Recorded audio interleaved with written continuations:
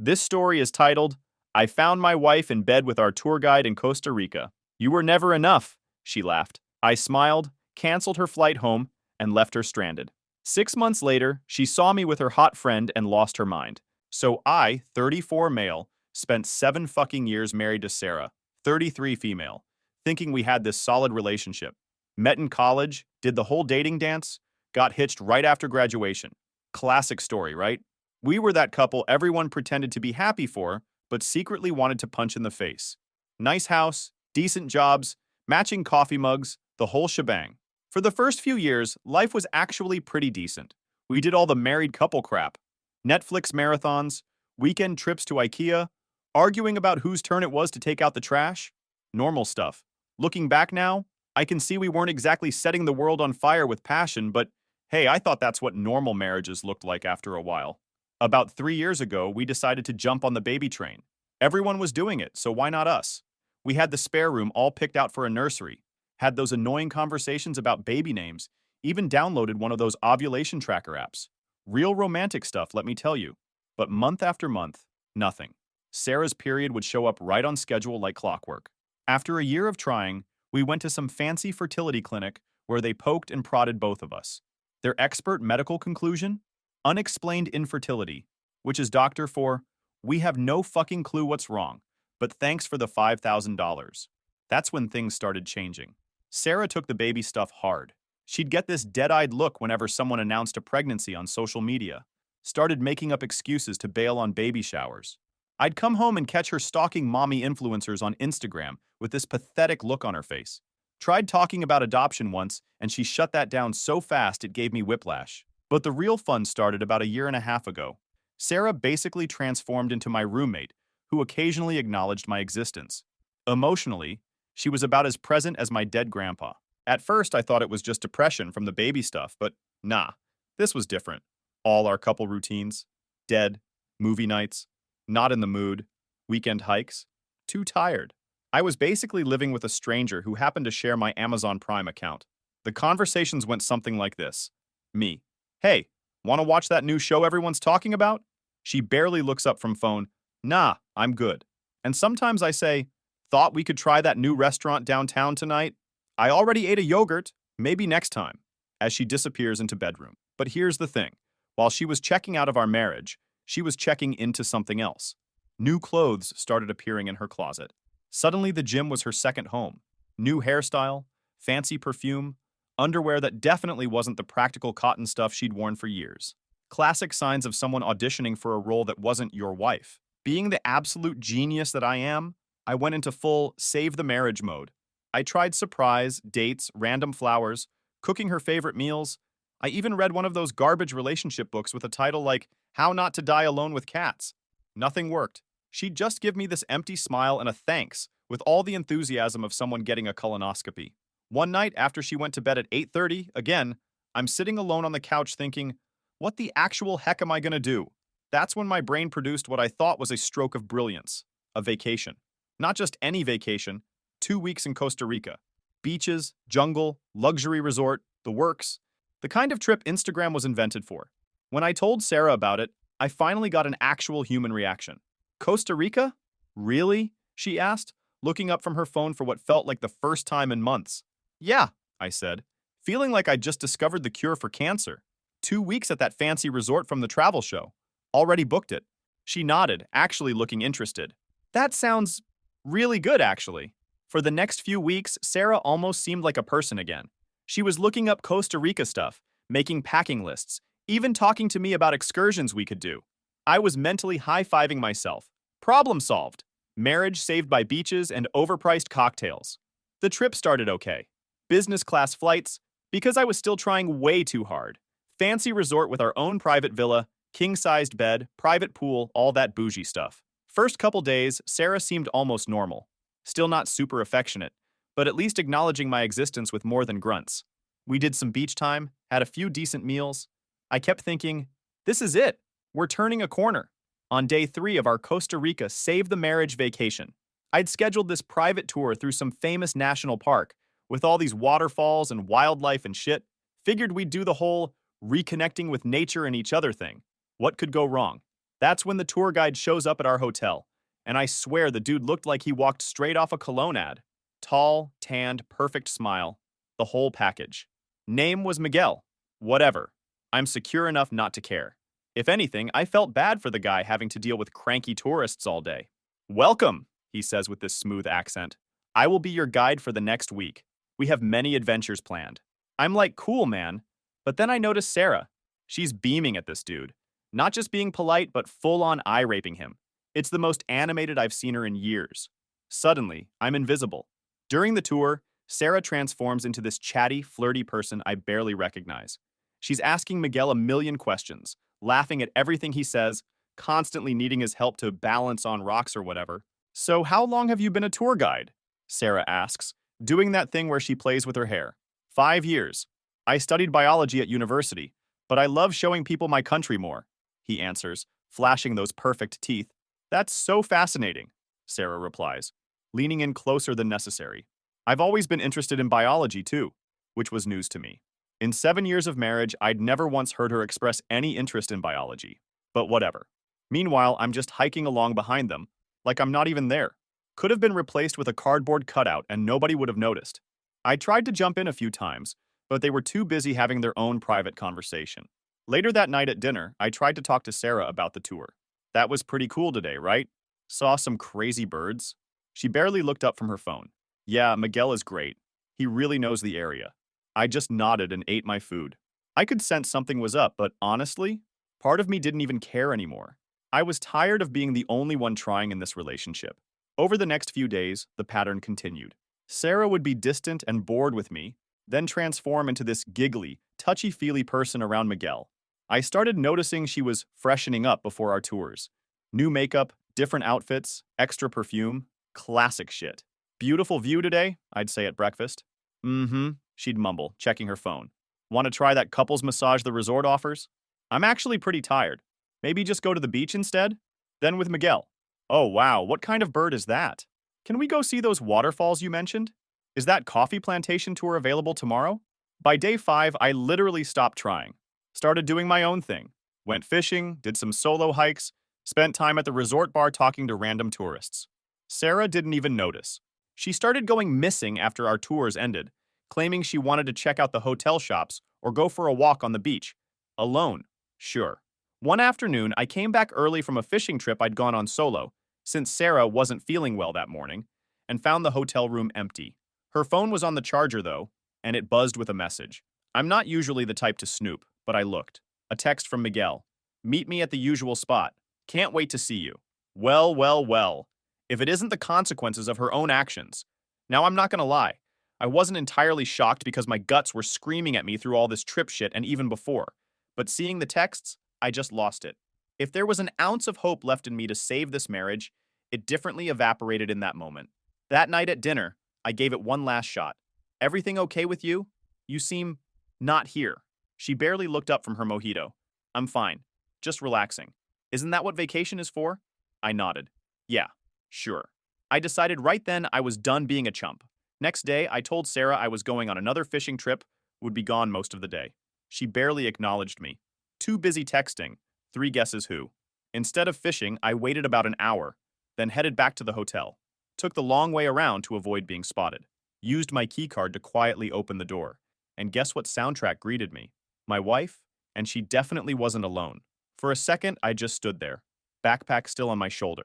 There's my wife of 7 years, getting railed by Miguel the tour guide in our $500 a night villa, on sheets I was paying for, in a country I brought her to. I freaking disgusted I almost throw up. Neither of them noticed me at first. I was about to walk on them and punch both in the face and get arrested that night. But I just cleared my throat. Not dramatically, just a casual, ahem. Sarah finally looked up. And here's the part that really sealed her fate.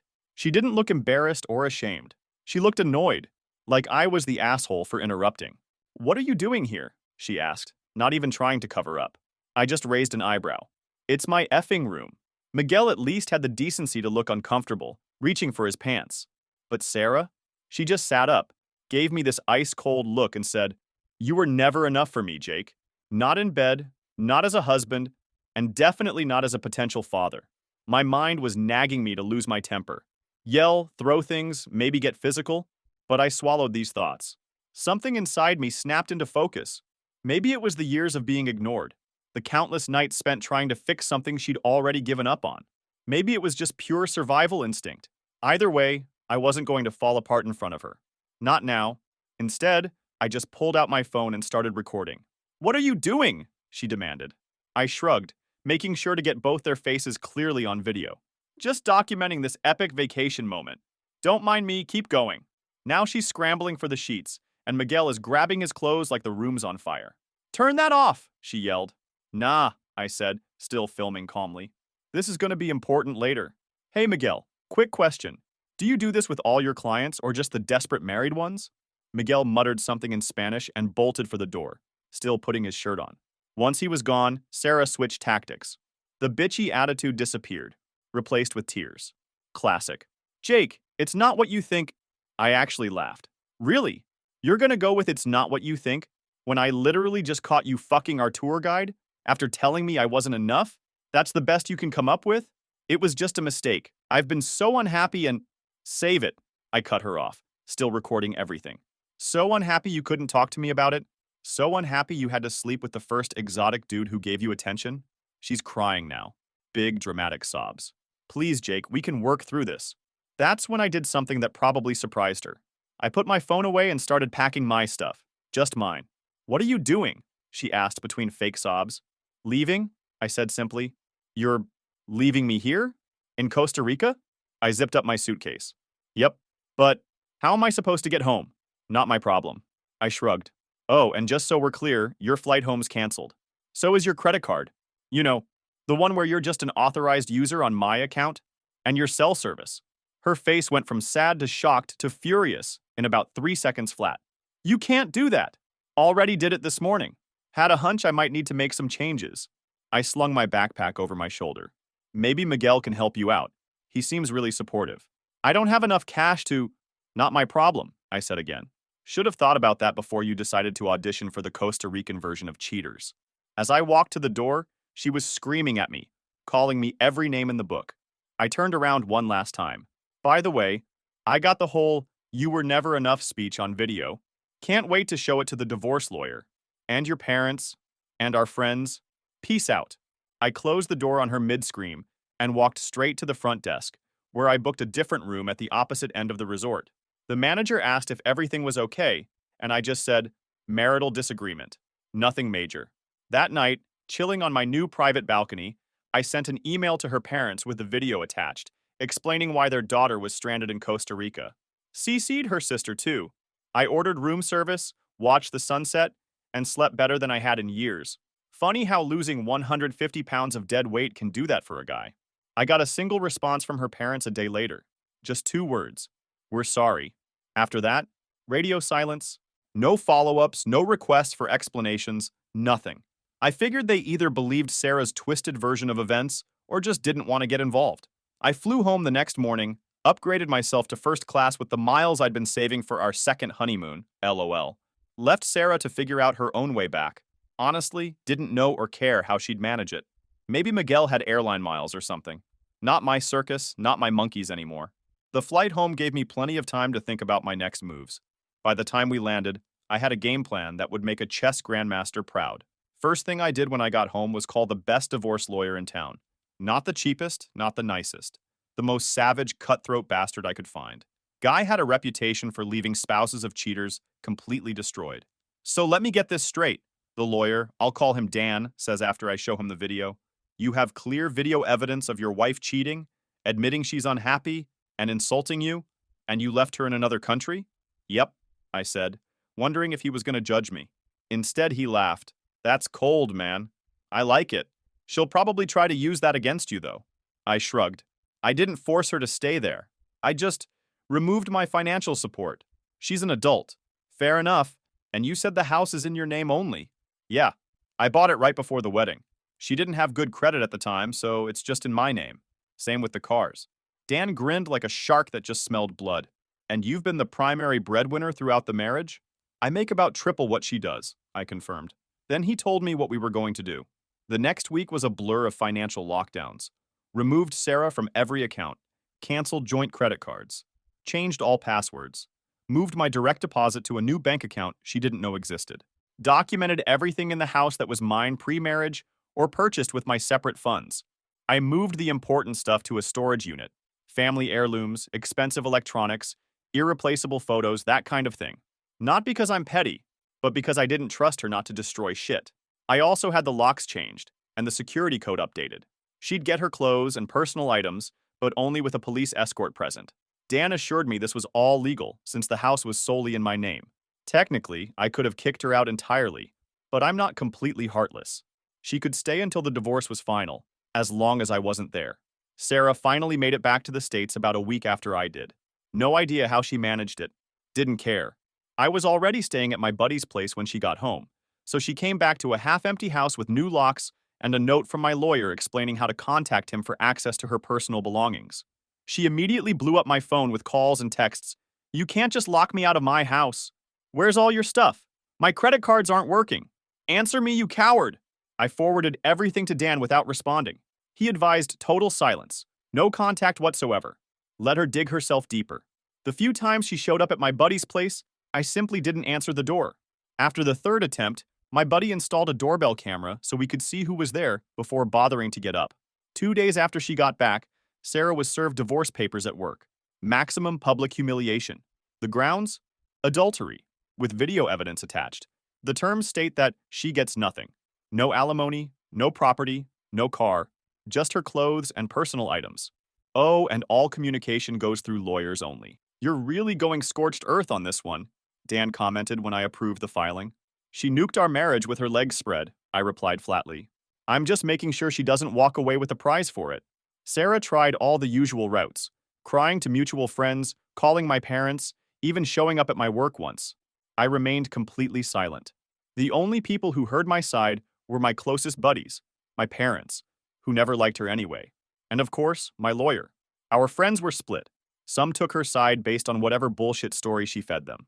Others heard her out, then reached out to me privately to get my version. When I showed them the video, they usually changed their tune real quick. I didn't even have to badmouth her. She did all the work herself with that "you were never enough" line. Golden. About 3 weeks after she got served, Sarah's lawyer reached out with a counter-proposal. She wanted half the house value, one of the cars, and a year of alimony to get back on her feet. Dan actually laughed out loud when he called to tell me. His response was to send them the complete video of her cheating, plus screenshots of all her texts begging me to take her back, along with a detailed accounting of our finances showing I paid for everything throughout the marriage. "Just reminding your client what a jury would see," his email said. They came back with a much lower request. We refused that too. Dan's strategy was simple. Give her absolutely nothing except what she came into the marriage with. In Sarah's case, that wasn't much. "She's getting desperate," Dan told me during our weekly update. "Her lawyer knows they have no case with that video evidence. Just hold tight." Sure enough, about a month later, Sarah agreed to my terms. She walked away with her personal belongings, her own separate retirement account, which was tiny, and the debt from her personal credit cards. That's it. No house, no car, no support, nothing. The day the divorce was finalized, I sent her a single text. Were Miguel's magic dick tricks worth it? She responded with paragraphs of abuse. I didn't even read them. Just screenshotted for potential future restraining order needs and blocked her number. That night, my buddies took me out to celebrate my freedom.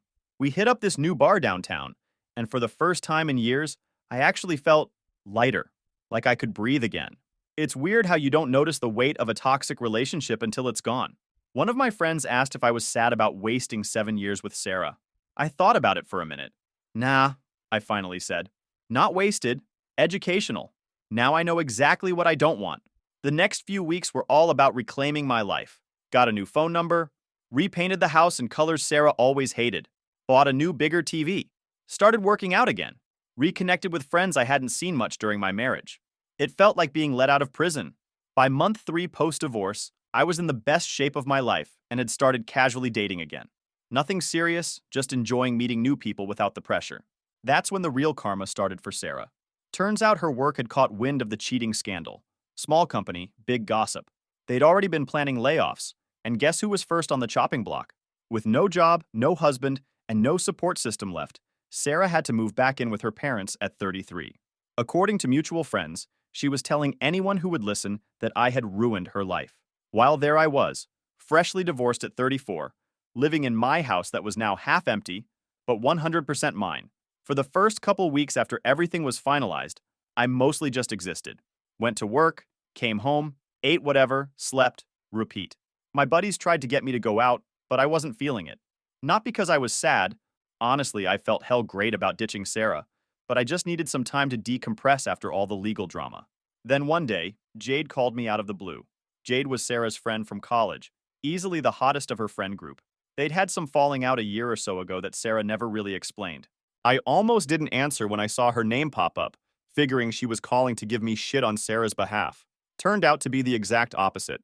Jade started the call by telling me she'd heard what happened, then dropped a bomb on me. Apparently, she and Sarah had stopped being friends because Sarah had been talking about cheating on me way back then, over a year before the Costa Rica incident. Jade had told her it was wrong, and Sarah had cut her off. According to Jade, Sarah had been checking out of our marriage for way longer than I realized. She just wanted me to know I didn't do anything wrong. I sat there stunned for a minute. So the problems in our marriage weren't about the fertility issues, or me not trying hard enough, or whatever other bullshit Sarah had been feeding me. She'd just been looking for an exit ramp for years. Somehow knowing that made me feel even better about how I'd handled everything. She suggested we meet for coffee, which turned into dinner, which turned into drinks. I knew what she was trying to do, and I went with it. Honestly, at that point, I lost faith in the whole marriage idea, so I let myself have fun and give that model a shot. Turned out Jade was not just hot. She was actually cool as hell. Smart, funny, had her own successful business. We ended up talking for hours about everything except Sarah. When she laughed, it was genuine. When she asked questions, she actually listened to my answers. Basic shit that shouldn't be impressive, but was a stark contrast to what I'd been dealing with for years. Fast forward a couple weeks, and Jade and I were hanging out regularly. Nothing physical yet, just enjoying each other's company. But there was definitely some chemistry brewing. We kept it casual. Dinner, movies, hiking, normal human activities. The kind of stuff Sarah had stopped doing with me years ago. At that time, I decided to treat myself to a new car. The old one had too many memories of Sarah in it. Too many road trips with her criticizing my driving or complaining about my music. I went with a black BMW M4. Totally cliche divorce guy purchase, I know, but fuck it. I earned it. Paid cash too, thanks to all the money I'd saved not funding Sarah's shopping habits for 6 months. The day after I got the car, I invited Jade to go for a drive up the coast. Maybe grab lunch somewhere nice. She was all for it. I picked her up wearing my best jeans and a new shirt, feeling better than I had in years.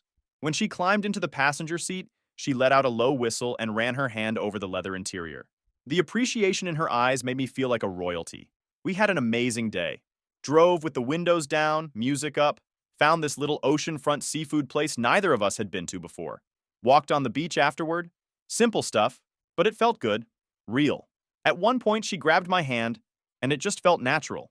When I took her home that evening, she invited me in for a drink.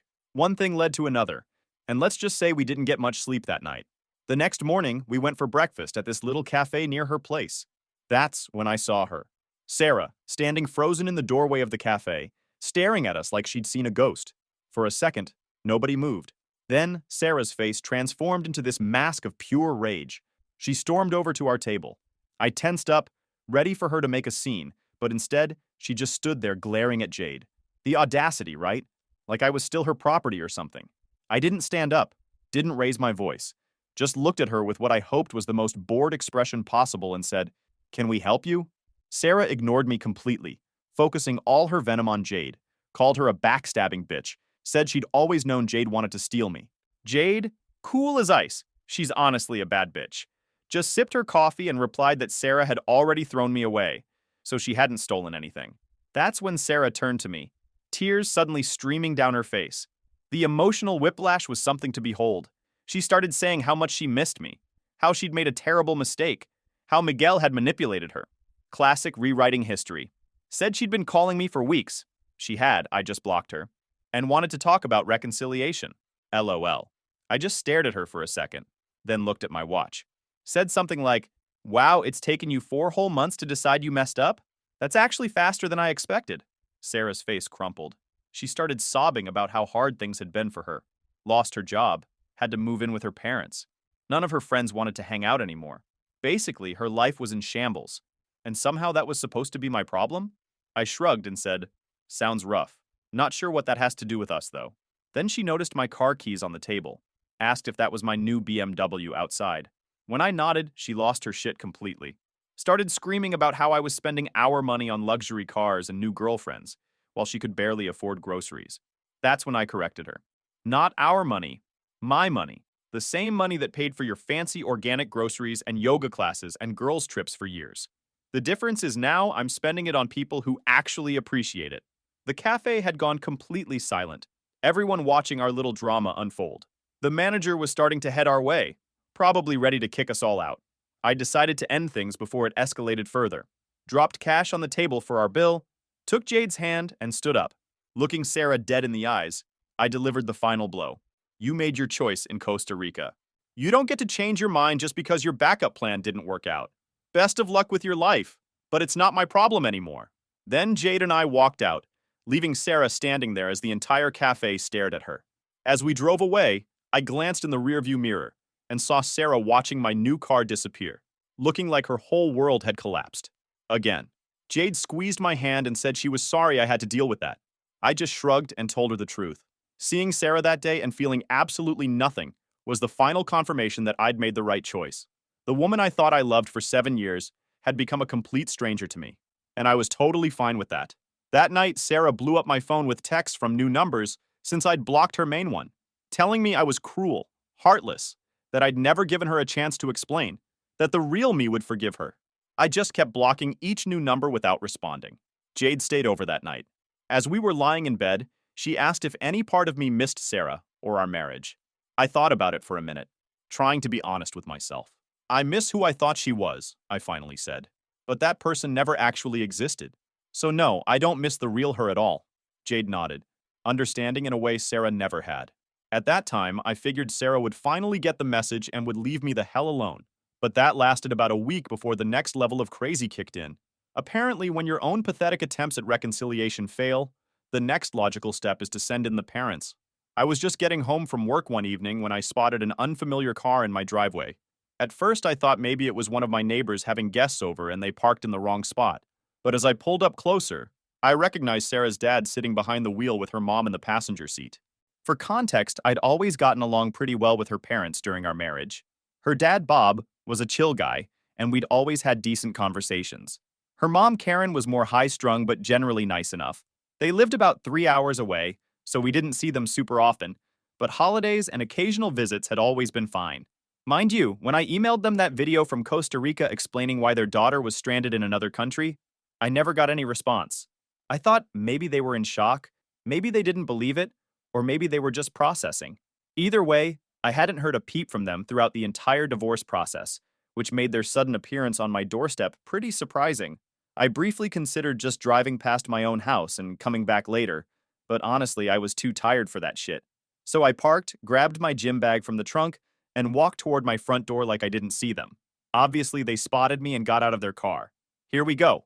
Bob approached first, looking uncomfortable as hell. Karen was right behind him. Bob started with some awkward small talk about the weather and my new car, clearly stalling. I just stood there, keys in hand, waiting for them to get to the point. Finally, Karen couldn't take it anymore and jumped in. She started by saying they were worried about Sarah, that she wasn't doing well, that she'd made a terrible mistake and regretted it deeply.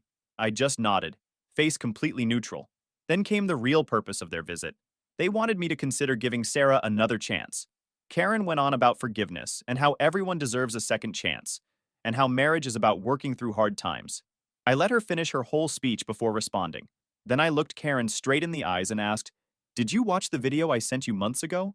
Karen glanced at Bob, then looked at the ground. "We couldn't bring ourselves to open it. Sarah told us you were just trying to hurt her, that whatever was in that video was taken out of context." I actually laughed at that. Out of context? Your daughter fucking our tour guide in our vacation bed and telling me to my face that I was never enough for her? What context would make that okay? Bob winced at my bluntness. Karen's face went pale. I continued, still completely calm, explaining that this wasn't just a one-time mistake. Told them about Jade's revelation that Sarah had been planning to cheat for over a year. Told them about finding the texts. About how Sarah had emotionally checked out of our marriage long before Costa Rica. That brought back trash memories I tried to erase, but here we go. By the time I finished, both of them were just standing there silently. Bob finally spoke up, saying he had no idea, that Sarah had told them I abandoned her during vacation after a small fight, then refused to let her come home. Completely rewrote the story to make herself the victim. Classic Sarah move. I wasn't surprised. Told them I didn't blame them for believing their daughter, but the truth was much uglier. Karen asked if they could see the video now, just to confirm what I was saying. I hesitated, then decided F it. Sarah had tried to destroy my reputation with her lies, so I pulled out my phone and played it for them. Watching your ex-in-laws see video evidence of their daughter cheating and being cruel is a weird experience, guys. Not gonna lie. Bob couldn't even finish watching it, just turned away and stared at the ground. Karen watched the whole thing, her face getting harder with each second. When it was over, Karen handed back my phone and simply said, "I'm so sorry, Jake. No excuses, no defense of Sarah, just a genuine apology." Bob nodded in agreement, looking like he'd aged 10 years in 5 minutes. I told them it wasn't their fault, that Sarah was an adult who made her own choices, that I'd moved on and was happier now. They said they understood and wouldn't bother me again. As they were leaving, Karen turned back and asked one last question. Was I happy with Jade? I said yes, happier than I'd been in years. She nodded, gave a sad smile, and said she was glad at least something good came from all this. I thought that would be the end of it, but 2 days later I got a text from Sarah's sister Amy. She had watched the video I sent months ago, but been quiet supporting me from a distance, according to what she said, not wanting to get caught in the middle. She told me her parents had finally confronted Sarah with what they'd learned from seeing the video at my house. Sarah tried to lie her way out of it at first, then broke down and admitted everything when they wouldn't budge.